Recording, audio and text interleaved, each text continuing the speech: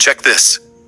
Beneath the sunlit ruins that tourists photograph every day, ancient Greece is still hiding something most people never think to ask about. Not myths, not statues, tunnels, real ones, cut into solid rock, running for kilometers in directions that still do not fully make sense. Built with a precision that modern engineers struggle to explain using only Bronze Age tools. The most famous begins on the island of Samos. Right at the base of Mount Castro. In the 6th century BC, an engineer named Eupalinos was given an impossible assignment by the tyrant Polycrates.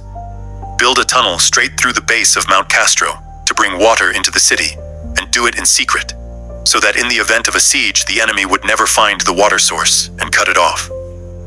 Eupalinos did something that should not have been possible with the technology available to him. He started digging from both ends of the mountain at the same time.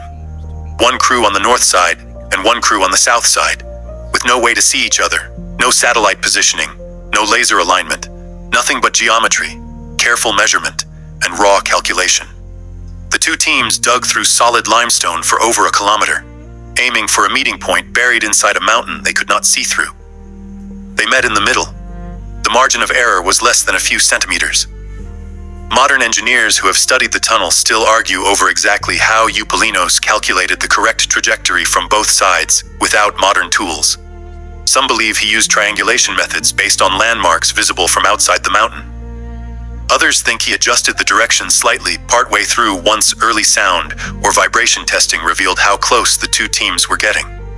What is certain is that the tunnel still exists today, still walkable, and still one of the most precise pieces of engineering to survive from the ancient world.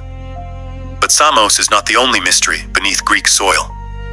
Beneath the city of Thebes, ancient writers described a network of tunnels connected to the legendary palace of Cadmus, the mythical founder of the city. Some of these tunnels have been partially explored and appear to connect to underground water systems, but others remain sealed, collapsed, or simply unexplored due to the modern city built directly on top of them. Archaeologists know they exist. They do not know how far they go or what, if anything, still waits inside them. At Eleusis, west of Athens, the tunnels take on a different character entirely. This was the site of the Eleusinian Mysteries, one of the most secretive religious rites in the ancient world. So secret that anyone who revealed what happened inside could be put to death. Initiates would descend into underground chambers as part of the ritual, passages built specifically to disorient, to remove all sense of direction, before leading participants back up into sudden light. The exact religious purpose of the tunnels was a secret so well kept that even now, thousands of years later, historians are still piecing together fragments of what actually happened underground, based only on accounts from people who were forbidden to describe it directly. Beneath the Acropolis in Athens, cisterns and passages cut into the bedrock connect to caves that predate the classical buildings above by centuries. Some of these chambers were sacred sites long before the Parthenon existed, dedicated to older deities and older forms of worship that the classical Greeks inherited rather than invented. Excavators have found offerings left in these underground spaces dating back long before recorded Athenian history, suggesting the tunnels and caves were considered powerful, sacred ground for far longer than most people realize. And then there are the tunnels whose purpose no one has ever fully solved. Beneath several ancient Greek cities, short mysterious passages have been discovered leading nowhere obvious, dead-ending in solid rock, or connecting two points that make no logical, strategic, or religious sense. Some archaeologists believe these were emergency escape routes for rulers during sieges. Others believe they were part of oracle rituals, designed to make a priest or priestess appear to vanish and reappear as part of a divine performance.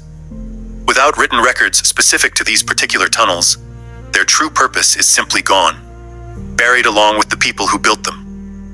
What all of these tunnels share is a single idea that the ancient Greeks clearly valued as much as their temples and their philosophy. Some things were worth protecting completely from view. Whether it was a city's water supply during a siege, a secret religious ritual, or a mechanism of political control, the ancient world understood that visibility is vulnerability. What you can see, you can attack. What you can see, you can steal. What you can see, you can expose. The tunnel at Samos survived because it was built with such extraordinary precision that time itself could not undo the achievement. The tunnels at Eleusis survived as a mystery because the people who used them protected the secret with their lives. What the ancient Greeks buried underground, they buried on purpose, and thousands of years later, we are still only finding pieces of what they hid. The lesson carved into every one of these tunnels is simple and still true today. Not everything valuable needs to be visible to be powerful. Sometimes the greatest achievements and the greatest secrets are the ones built quietly, underground, where no one is watching, and where the only proof required is that they still stand long after everyone who built them is gone.